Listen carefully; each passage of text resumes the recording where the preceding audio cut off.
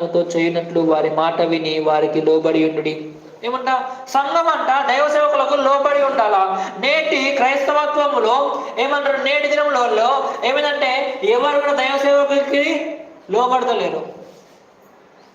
మేము ఎందుకు లోబడాలా? మేము దేవునికి లోబడితే సరిపోతుంది కదా, మాకు దేవునితో సంబంధం ఉంది, మేము దేవునికి లోబడతాం, నువ్వు కూడా మాలాంటి ఏమంటారు నరమాత్రుడివే కదా, నువ్వు కూడా మాలాంటి విశ్వాసమే కదా అంటే, లేదు లేదు, మనం ముందుకు వెళ్తుంటే అసలు దేవుడు ఎందుకు ఏర్పాటు చేసుకున్నాడు వాళ్ళని చెప్పేసి ఏమన్నా మనకి క్లియర్గా అయినా చెప్తూ ఉన్నాడు.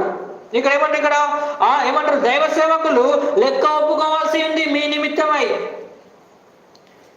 ఏమంటారు, ఒకనొక దినమున దేవుని ఎదుట నేను యొక్క సంఘాన్ని కాల్చిన వాడిగా ఉన్నాను కాబట్టి రేపటి దినమున ఏమన్నా యొక్క సంఘ వీళ్ళందరి నిమిత్తం నేను లెక్క ఒప్పుకోవాలి దేవుని యొక్క రాజ్యంలో.